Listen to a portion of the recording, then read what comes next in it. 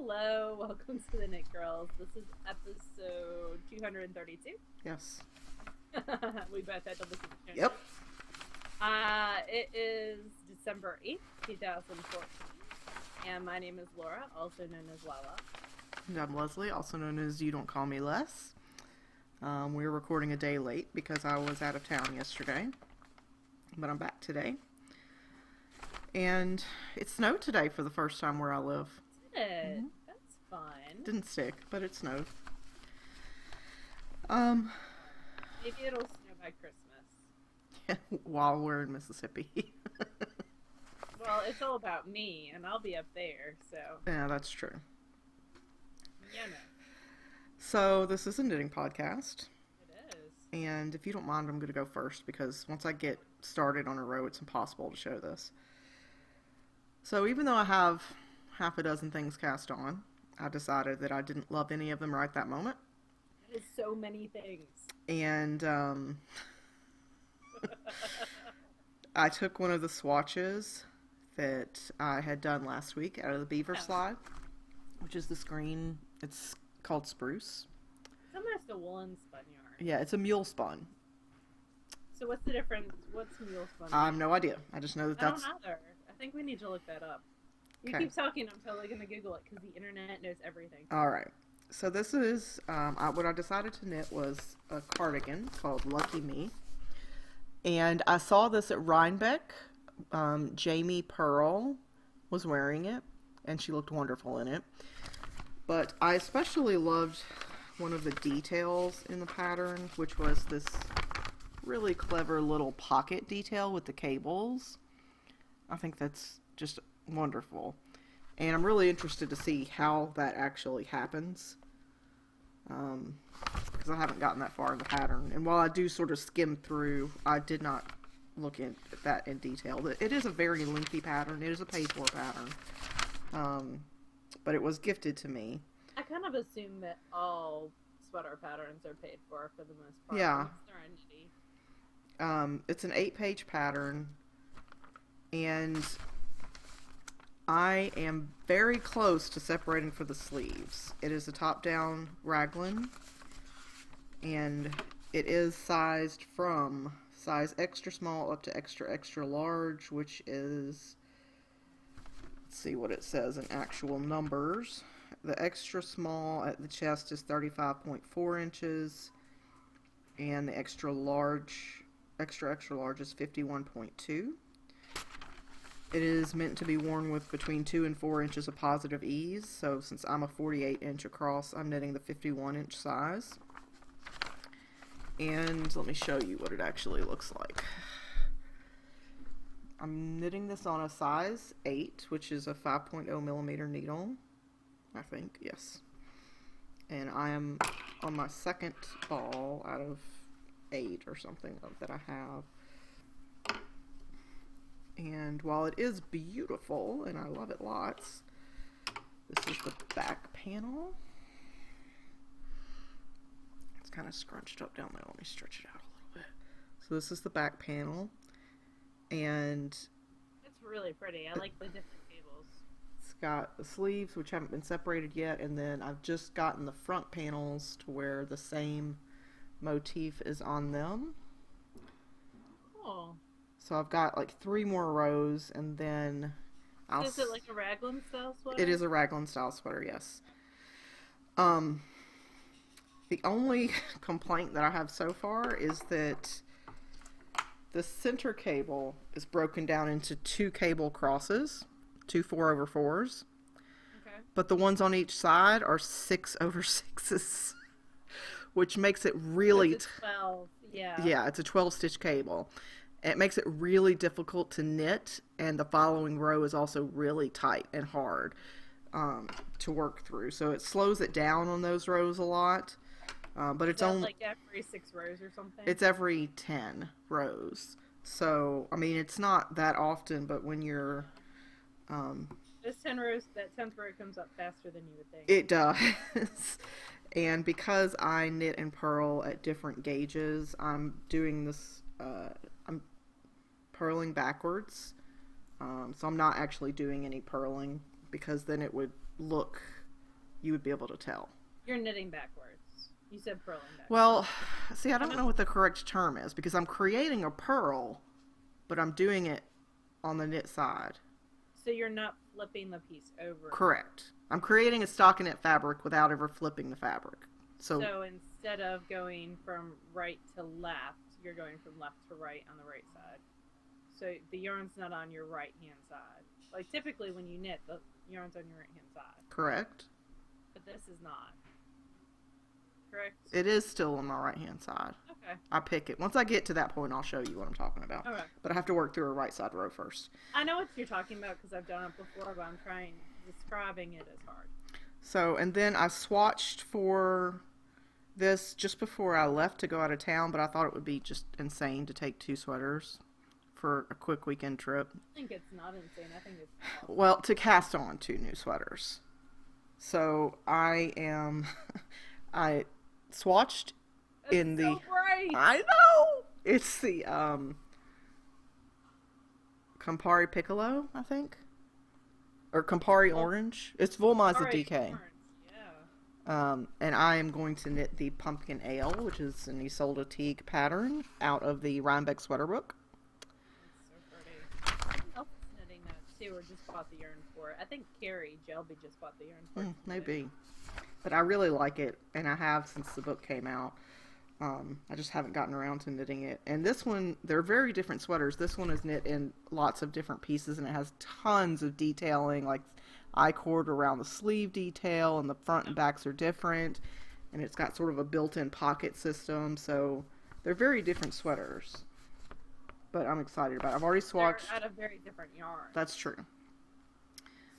So I'll probably will cast this one on this week, but I wanted to get to the point where I separated for the sleeves first. the mule spun, your cables aren't going to pop as much as they will on that springy, like the springy. The rounder. Yeah. Really pop. Are you ready to hear what mule spun is? I am. So mule spun refers to the machine that it's actually being spun on. So the actual machine that makes the yarn, and it's a machine instead of like the frame machines, spinning frames. They're very high speed and they get really fast. But a spinning mule replicates hand spinning more, and it replicates long draw hand spinning more. So a carriage containing a row of bobbins moves back and forth, drawing and spinning a 6-foot length of carded roving, so it's carded, attached to each bobbin. So it's more of a softer twist with more loft. And I just googled mule spinning, and that was listed by a bunch of people, but marhaven.com had the best information. Columbia Wool also has a mule spun, and they had a bunch of information too, which is Imperial Yarn. I need to find a local mill that will let me go through and play. Bartlett Yarns in Maine does a mule spun. That is not local to me. I don't know that you're going to be... There might be some... Oh, Kramer is near you. They'll let you go through. I'll have to look Kramer it up. Yarns. It's up more towards, like, Matt and M, like, towards Allentown. Yeah. That's 2 hours. That's better than the 10 for Maine. I've gone through Kramer before. Anyway... So that's what mule spun yarn refers to. It's usually a 2-ply, loftier, and more of like a woolen spun. Cool. The more you know with the ring. Are you done with all your knitting? That's the only knitting progress that I have to show. You didn't knit on anything small. You just knit on big stuff. Yes, and I should get a +10, by the way, because I knit on this. Yes. I knit on this around a 3-year-old and a 16-month-old. That's the only time I had any time to knit was around children. So, +10. And they stole your phone. They did. In my friend's household, the children, they like to pick up the phone and take pictures. Because both their parents have iPhones. How many pictures of an empty chair did you have? Well, luckily, I happened to catch it, but my friend Alicia, her daughter, at one point had taken 70-something pictures in the span of like 30 seconds, and most of them were the wall. That's very very quick. Yes, she was dedicated. My camera would be like, my phone would be like, you do not have room for any more pictures. Sorry, small child. So what have you been knitting? I just started something new last night, actually. I started the Happy Happy Joy Joy hat, which is by Hey Hey Lady, whose real name is Melissa Stajada. It's Stajada.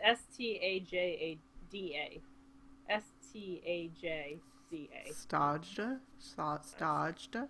And it looks like that. It's like super 80s tastic. Mm-hmm. Like that's the influence, and I love it because it does remind me of a hat that I used to wear as a child, and it's got a ginormous pom-pom. You can always win with pom-poms. Yeah. It's like cowbell. You always need more.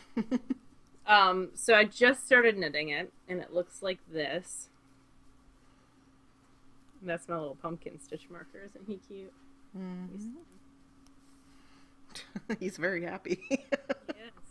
He's from Lemonade Stand. Cool. So it is a gorgeous color yarn. I saw this at SSK and had to buy it.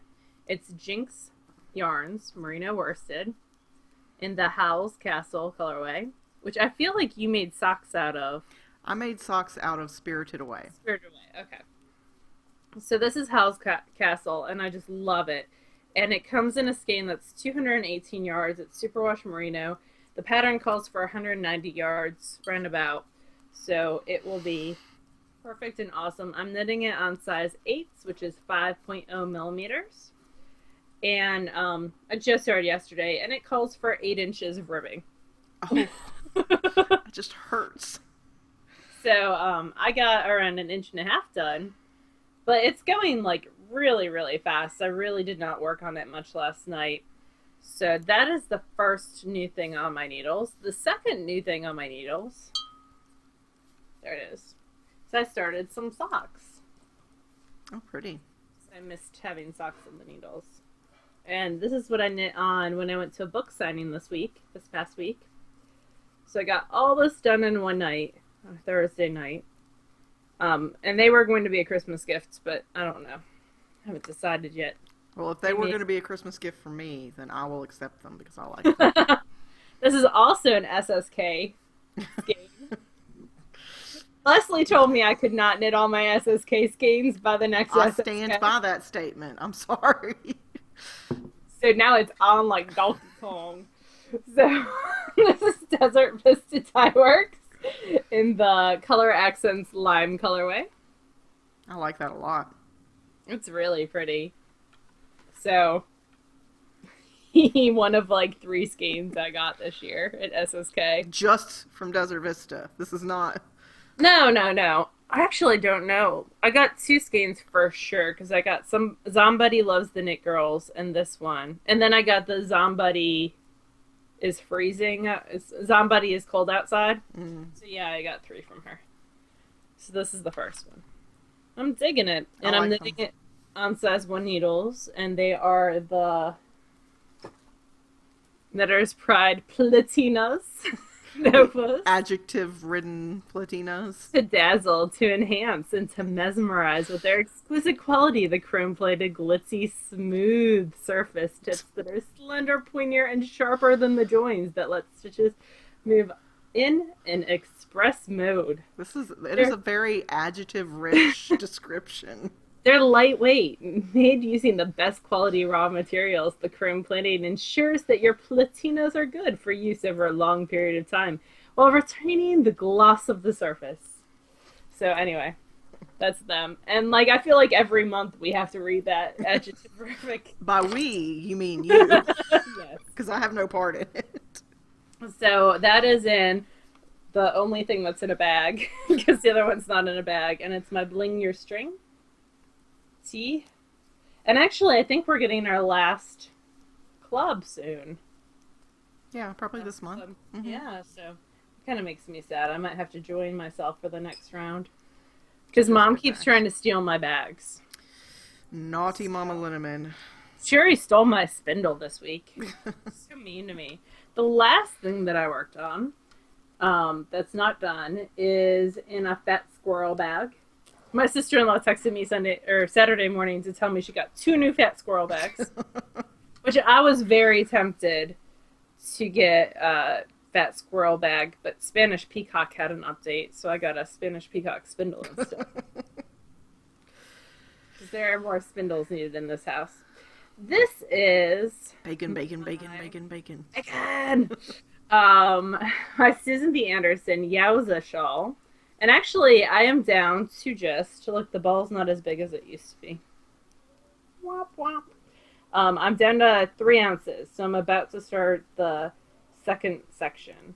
Or I'm down to 4 ounces, so I'm halfway through. Okay. The total that I had. Cool. So my goal is this week to get this down to the 3 that I need to get to before I start the next section, because I think it's going to go with me on a trip that I'm going on this week. I should build up more enthusiasm. Well, it's not a voluntary thing, really. It kind of is. So that is the Susan B. Anderson Yowza shawl, as I put it away without really showing you. And it is knit on size 7 needles. The yarn is Crown Mountain Farms, their Polworth that was hand spun, which looks total bacon-rific. I actually have another 8 ounces of this. Might want to apply it with something else. I might, or I might over dye this whole thing with like a scarlet. Yeah, I don't know. Fun. I might over dye it. We'll see. Makes me sad, but whatever. But that is it for me. For knitting. Finished something though. I did finish something. I finished my Ricky hat. Where did it go? There it is. I'm not gonna put it on because it's just foolishness. To try to put on stuff over these headphones is just silly. So this is the Ricky hat. It is garter stitch. I threw this in the dryer because when I did not throw it in the dryer, it was down to here when I put it on. It is a super, and that's the nature of superwash merino. So it is Invictus yarns in the unbowed DK base in the Edda colorway, which is this really pretty blue. You can see my, also throwing it in the dryer allowed like my gauge to really become pretty even across the whole thing. It's a superwash merino. Haha, it says for best results, hand or machine wash. Lay flat to dry. Oh well. It went in the dryer and it turned out fine. Yeah, but it got like, I need to steam it because there's some sections that dried weird in the dryer. But it had grown too much. It needed to bounce back. So did it match gauge for the pattern? Oh, I don't know. I wonder what the gauge on the pattern was. Let's see. Let's find out. So gauge on that pattern is, hold on, it's in my documents folder. So supposedly gauge should be 22 stitches equals 4 inches. So 5.5 stitches per inch, right? 22, 5.5. Yeah. 22 times 4, 5.5. I would measure, but oh, there's a tape measure. So 1, 2, 3, 4, 5, 6. No, that can't be right. It's hard. I struggle with garter. All right, each bump is 1. 1, 2, 3, 4, 5. No, I did not get gauge. Okay. Well, I was just curious. Yeah, so it came out a little bit big, but it's fine. I guess I should have gone down to, I knit this on 7s. I guess I should have gone down to 6s. Then it would have been like super fly dense. I don't know. You live, you learn. I'm not planning on knitting it again because I hate garter stitching around. Did you not do Amy Beth's trick of wrap and turn, essentially? No, I did not. Oh. I just knit around, purled around, knit around, purled around, for forever. It's I like the finished product. It's just I don't know. Garter stitching around is not a whole lot of fun. It's not a pattern that I intend to repeat. But you look so cute in yours, but I thought I should knit it. I am pretty cute. You are. And you have it in a pretty colorway. I'm totally messing with my computer. I need to stop. So I finished something non-knitting related. Yeah, let's see. This was the top that I put together before I realized I wasn't supposed to sew the top together. So I took Gigi's recommendation and I cut out backing and batting to size and then laid this on top, the top of it on top. Okay. And then basically pinned every square. I just used a black and white background for the back. Oh, I like it. And then I started in one corner and sewed a straight line diagonally through each square. And then went and did the exact opposite on the other side. So they still end up with X's in the squares. And then I snipped all the little bits, which took forever. That's part of the reason I don't have any more knitting this week. But it still has to be washed, so that, and not in my house. Yeah. So I've got one more to make, and I've already cut the flannel squares. I've got to cut the batting squares and then sew them together. Probably this week, and then take all three of them to the laundromat to get them washed. I need to do it soon because two of them are going down south with me. So you need to do it before the 20th. Yes. So I've got less than 2 weeks. Yeah. And I think I can do it. You totally can. So. Mom was going to make me a quilt, a Grinch quilt. And then I went over there yesterday and I said, how's the quilt going? And she was like, oh, I don't have the right ruler. And like Wheezy's expression when she said that was like, really? You don't have the correct ruler in those dozens of rulers that you have up there. You know, it's funny because some of the stuff you don't necessarily have to have the special ruler, but it makes things a lot easier. Oh yeah, I'm not criticizing at all. I tried to do flying geese with that special ruler that I got when I was with Mama Linneman last weekend. But in order to really use it, you sort of have to have a base knowledge of the measurements of the pieces of flying geese, and I didn't. I was just like, I'll have one big square and then cut another one into 4 pieces, and this should totally work, and that's not the case. Like, you need one big square that's like the size plus 5/8 and another one. Like, there's all these, you need base knowledge of it, so I found it on the internet. Stuff, but I just haven't tried it since then, because I really want to do some flying geese. There's probably in those quilting books I got you a couple years ago. Yeah, I'm sure that they are. I just, you know, I decide I want to do something, and then I get angry, or not angry, but annoyed when I can't instantly master it. So yeah, I think that's every adult for the most part. Yeah, I cannot tell you how many spinning classes I've taught, and people get upset when they don't immediately. Yeah, it's hard when you understand the concept, but you just can't make it work. Yeah, and it's all practice. Yeah, and that's why I tell the kids about reading. It's all practice. It's how you get better at anything. That's what when I saw Jan Brett, she was talking about like drawing. She's like, of course I became awesome at drawing horses from the time I was 5 through the time I was 15. All I drew were horses. So you get really good at drawing horses. It was very funny. We have a question. And it is, how do you know where you should measure for the bust chest? I hear some say at the widest point and others say right under the armpits. It makes a big difference in the size of the garment, which is super true. Can you explain why some sweaters are enormous when complete? Thanks for the show, Ann in South Carolina. So... that's a lot of question there. The gospel, according to Amy Herzog, is that you use upper bust measurement, which is the upper part of your bust. And that way it fits in your shoulders, and then you do bust starts to increase out. Some people in the pattern, they actually say, like, fullest bust measurement, which in that case I would use that.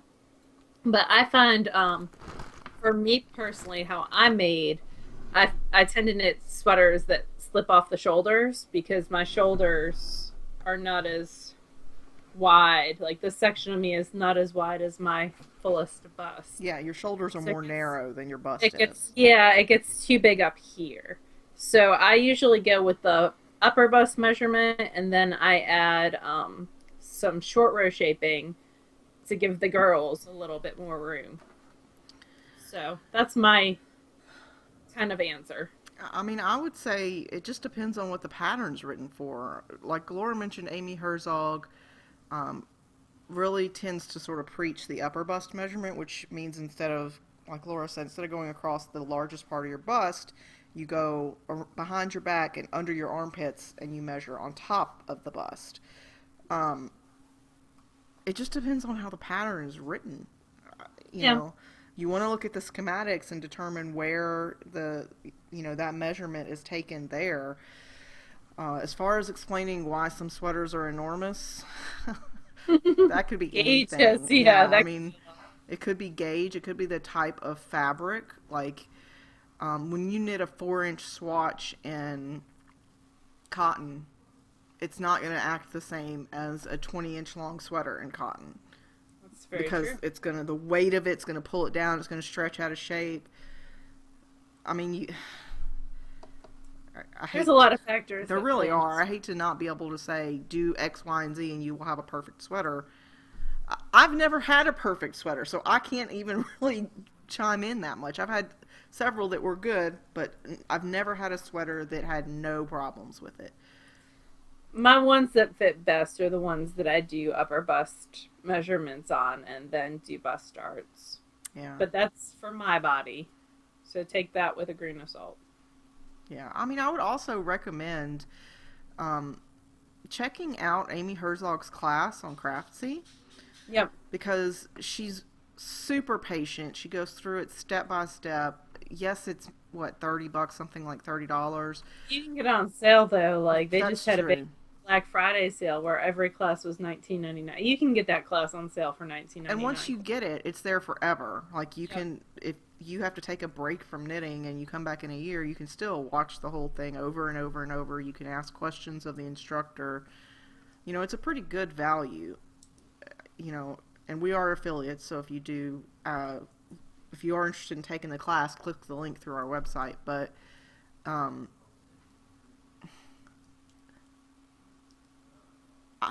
I wish I had an all-encompassing answer, but I don't. But for the main question, it's how do you know where you should measure the bust chest? And I feel like we kind of answered that. Yeah. I mean, refer to the pattern. Where does the pattern say you should measure? Because each one may be different. Different designers design in different ways. So there you go. Now that we've confused you, sorry. We do have a book review. It is Vest Bets, and it is published by Sixth and Spring. The lovely people over at Sixth and Spring sent it. I've piled stuff all over mine. There we go. It retails for $17.95 in the US and $19.95 in Canada. Every single pattern in this book uses Cascade 220 Superwash Aran from Cascade Yarns. This is one of a series. There's several that they've come out with and done this. I like vests because you can layer very easily vests. And I like them because what I wear to work tends to be very simple and plain. Black pants and a solid colored top, or khaki pants and a solid colored top. And so vests can easily add a little something without being as overwhelming as a sweater.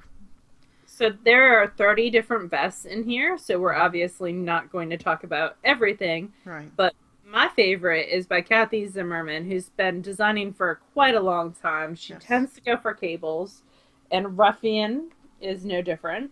It is a pullover vest with a large cable motif down the middle. It's very classic looking. It's in bust sizes 34 through 54, so lots of measurements. It tells you that the size shown is an extra small, which is the 34. It gives you, of course, gauge.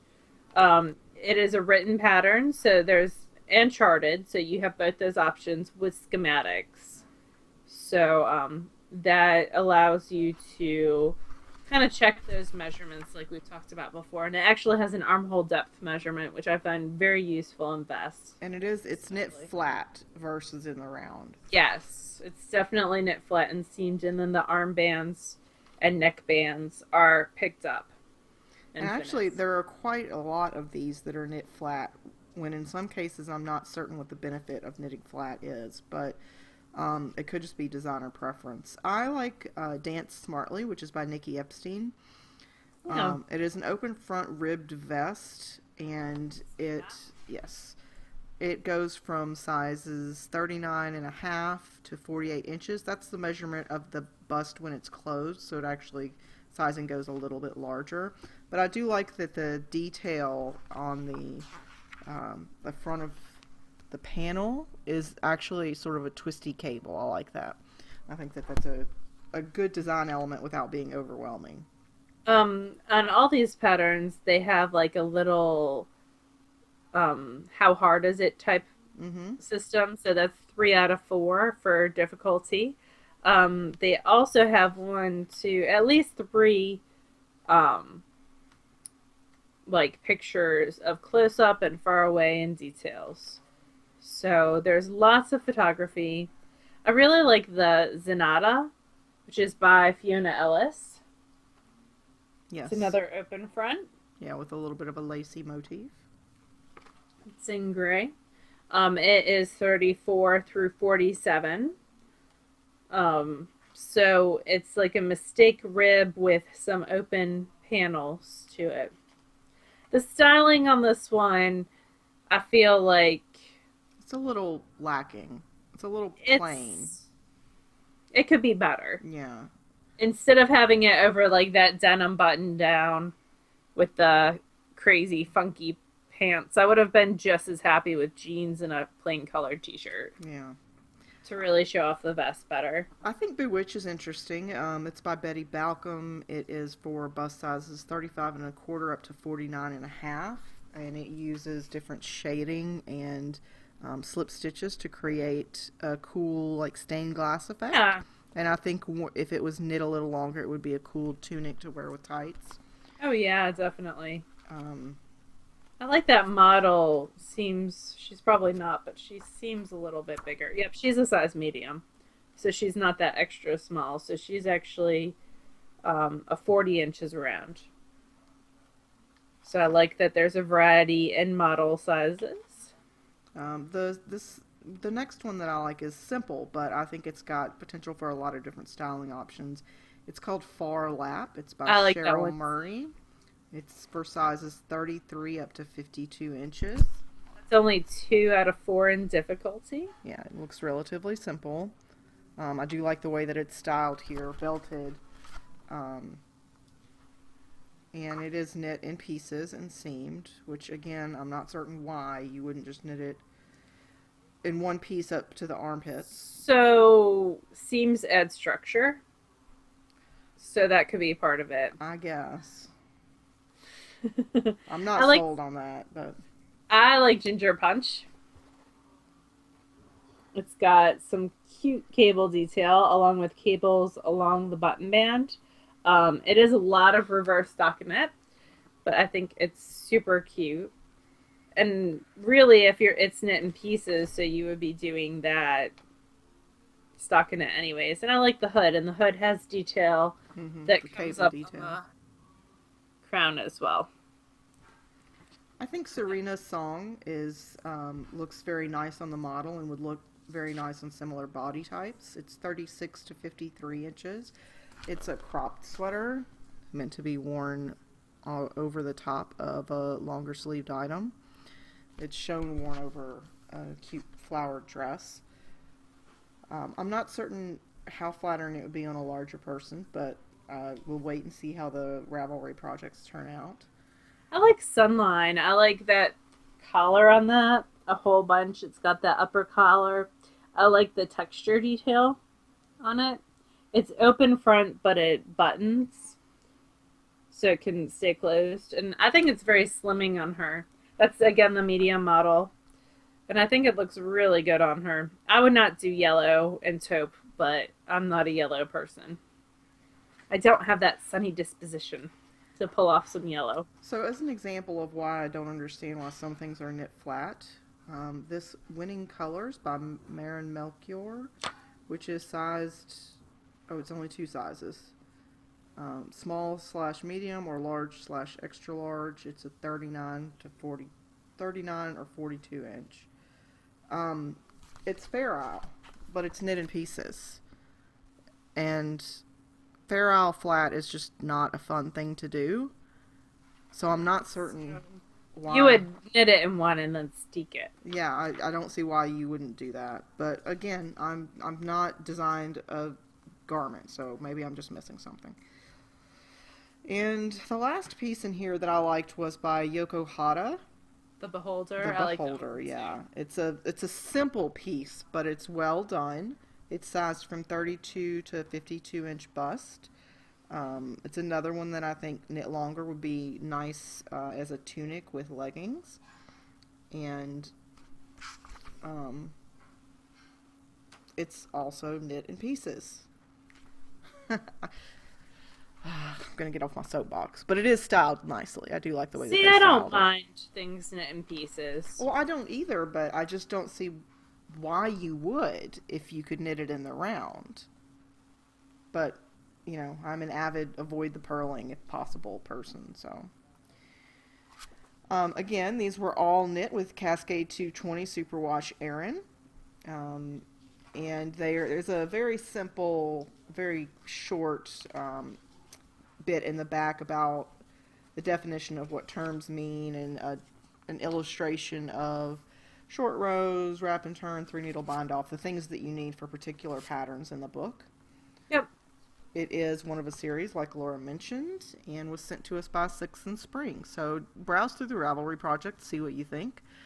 It is $17.95 in the U.S., $19.95 in Canada.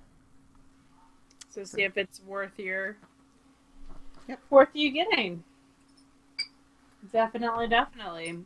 Okay, so what we are reading, I started and finished today, Green Glass House by Kate Mitford. I really enjoyed it. It's got a lot of development to the story. So if you are, it's middle school age, so I would say 10 to 14. But if you're looking for something that's got lots of action and adventure, this is not it. It's about a boy whose parents run a smuggler's kind of bed and breakfast. So it's for smugglers, and usually they're very slow around Christmas time. But this Christmas, a bunch of people had shown up, and they all kind of have their own secrets. And they're kind of snowed in. And some secrets are more volatile than others. Mm-hmm. So it's definitely got like a Westing game by Ellen Raskin type feel. It's a mystery, but it's not a very fast-moving mystery. Things that it touches upon is the main character is an orphan, and he's kind of discovering himself. So he is Chinese, and his parents are not. And actually, the author in the back has an author's note, and this character spoke to her, kind of became essential for her because she and her husband have been trying to adopt a little boy from China. They've had their own children, but they really want to adopt a child from China, and they've been trying for a long time. So that kind of helped influence the character. I really enjoyed it. It's not, like I said, super action adventure, but definitely a good read aloud. And I just overall enjoyed it. There's also some Dungeons and Dragons type, like the little boy plays Dungeons and Dragons. Oh, that's cool. Type. They don't call it that, but right. It's a role-playing game. So he and a little girl, she kind of gets him involved in, and that's how he kind of comes out of his shell, because he's created this character who is exactly what he would like to be. Yeah. Well, they go around and solve mysteries and find stolen items, and it's a fun kind of almost like Miss Marple feel to it, where everyone's in like the estate house at one time. Yeah. So I really enjoyed it. Really fast read. Could not put it down. So I read that today because the internet was down at work. and I felt like I could do nothing else. So. I read a book this week. Well, I reread a book this week. Uh-huh. I read a book called These Broken Stars earlier this year. I don't remember. It may have been Becca that recommended it. Will Pierogi. But the pre-order just came up in my Amazon notifications. So for the next book called This Shattered World. So I went ahead and pre-ordered that. But when too long goes between me reading a book and another book in the series comes out, I like to reread it if I can. Yes, definitely. And I remember really liking the first book, so I reread it, and I still really like it. It's science fiction, but not overly so. It's not in your face. It's very subtle science fiction. A little bit of romance, but not overly fluffy. It was a really quick read. Once I started reading it, it was 2 days, and I had read it. Mm-hmm. I finished the audiobook, the first one, The Name of the Wind by Patrick Rothfuss. I really liked it, and went on to the next one, which is The Wise Man's Fear. And I'm like 10 hours into a 42-hour book. That one I'm listening to on audiobook. And that's all that I've been reading this week. Cool. We, under favorite things, we wanted to remind everyone that the KnitVent 2014, we have a code for 25% off of both the 2013 and the 2014 editions with the code KG25. Did you have anything else you wanted to talk about with your trip to Boston? I just was told dinner is ready. No, I sort of had an impromptu trip this weekend. A friend of mine who I grew up with, and actually Kobe and I were talking about it the other day, and he was asking, when did I meet Alicia? That's the friend. And I said, I thought, and I was like, well, I met her when I was in your grade. So I've known her for over 20 years.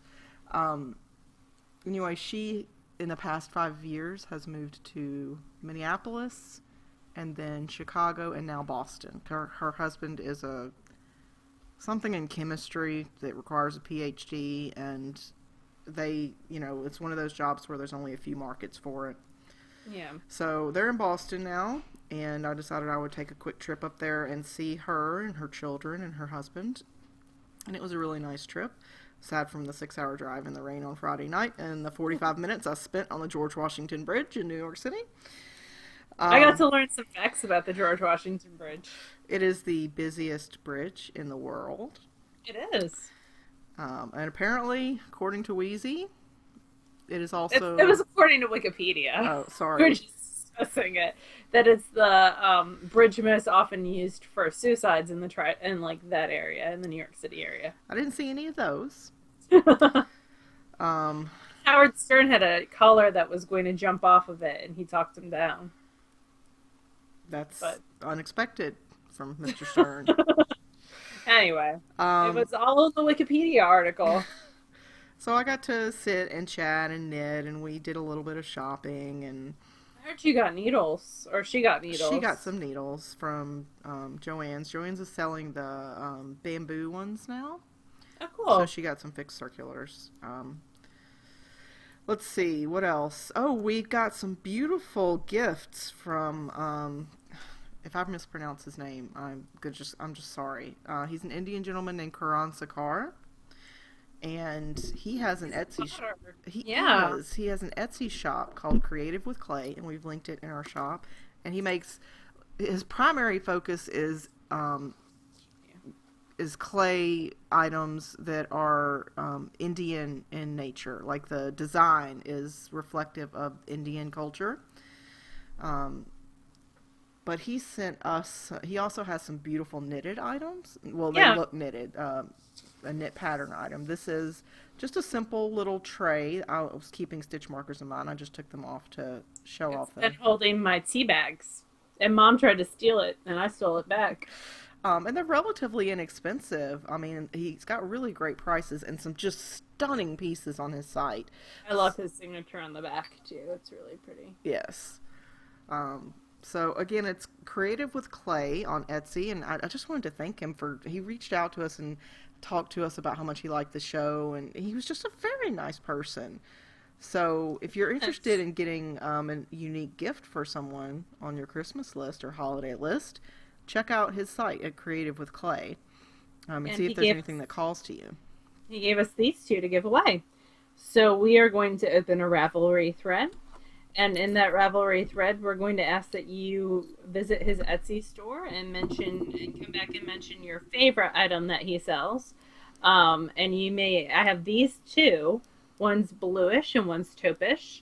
My own personal one is green. And we will have these as a giveaway. Just remember that it is 1 entry per person. You must be a member of the group to win. The contest will end next Sunday, which is the 14th, I believe. And when we record next, yep. Yep, and we'll lock the thread and do a drawing at that point. And like we mentioned a couple weeks ago, our prizes are not exchange, like you can't trade out prizes. Well, once you get it, you can do whatever you want with it. But yeah. But you can't ask us to trade out prizes for you. Yeah. And I think that is it. So we will have that thread open as soon as the episode goes live. Yep. Or tomorrow, as long as I have internet at school. It's so cool, the different artisans that we have made contact with through the show over the years. It's really cool to have somebody reach out and just say, I like the show, and this is what I do, and maybe you could share my name with people. That's it's cool to be able to do that. Definitely. And then I bought y'all a little present.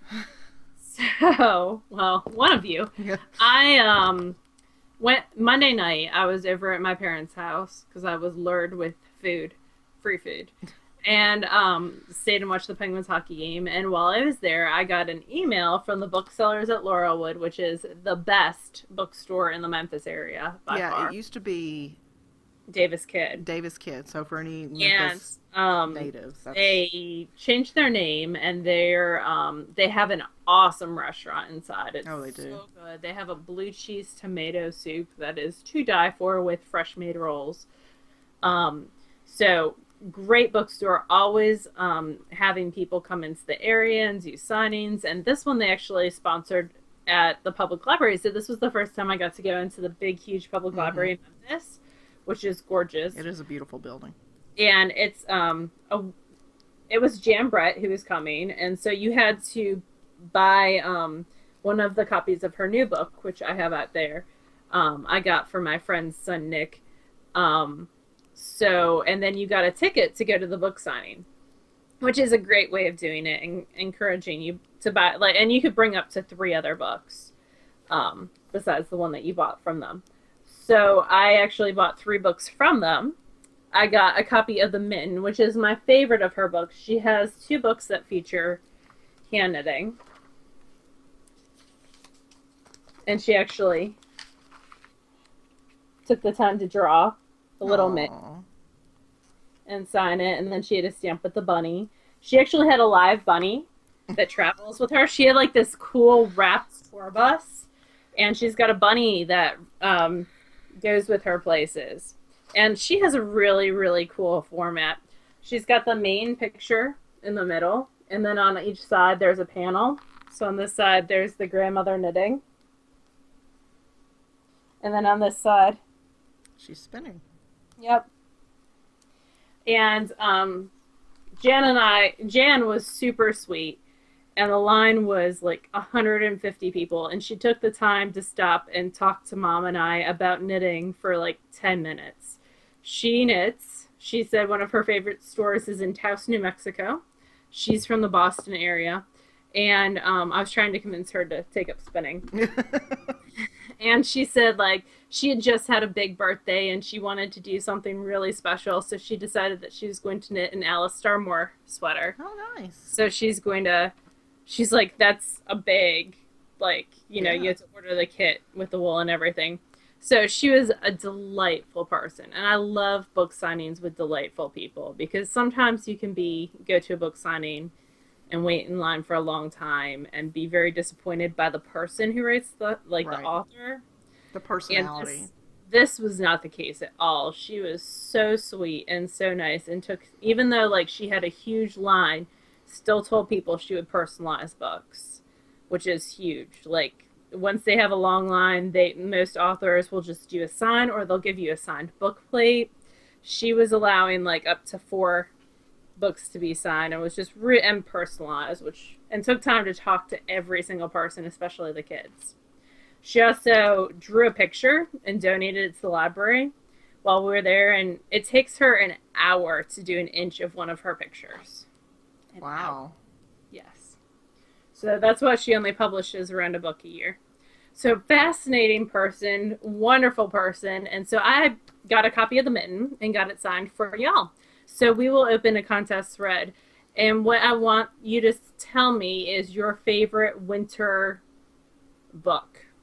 Whether it's a book that takes place in the winter, a book that you always read during the winter time, your favorite book for the winter. Okay? And cool. We'll draw one person, and I will send this book your way. So, yay! I love the mitten. It's a cute book.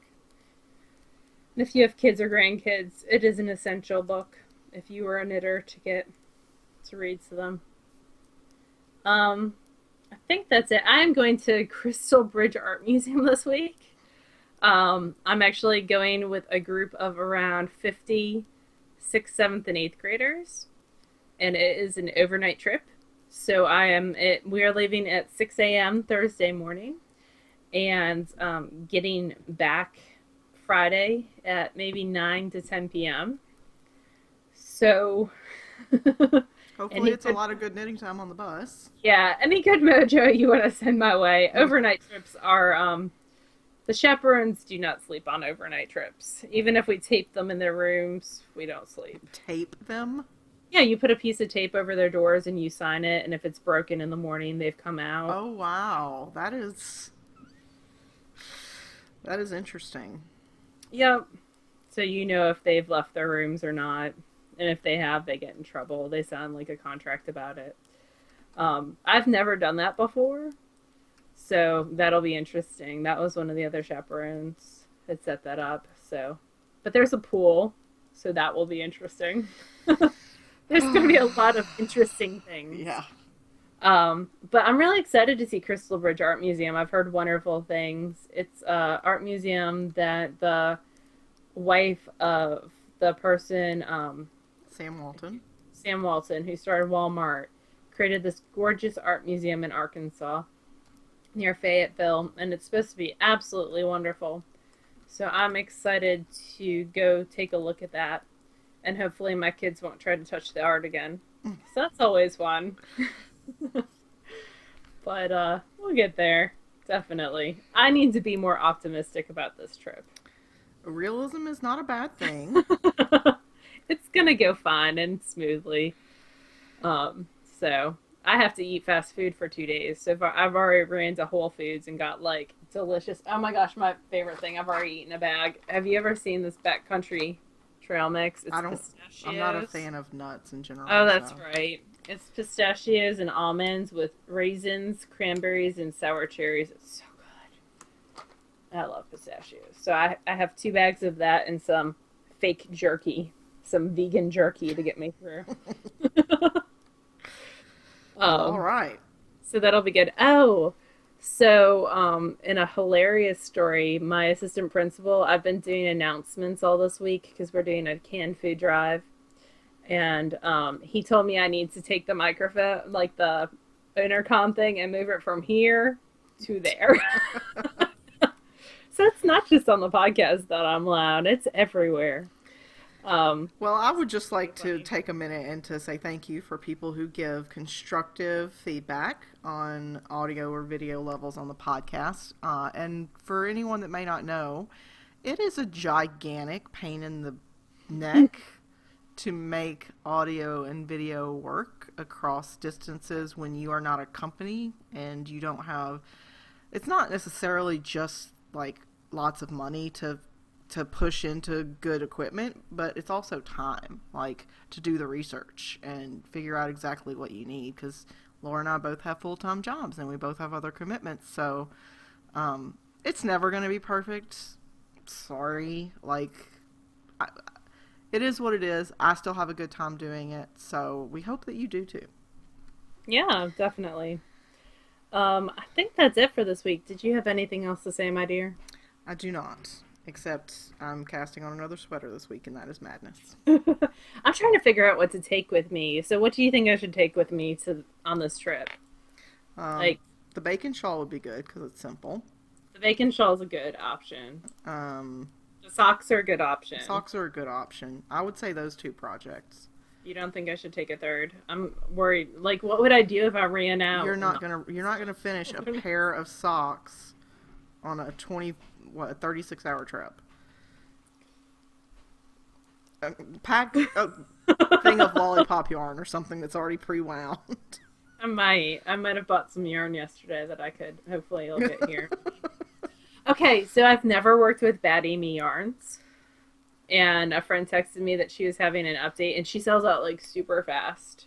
And she had a Snow Miser colorway, so I managed to score it. You don't have to justify to me. I don't. But in my head, I really want to be Snow Miser, and I want to have lots of little Lauras as backup singers that surround me as I sing. Somebody who does good with Photoshop needs to make that happen.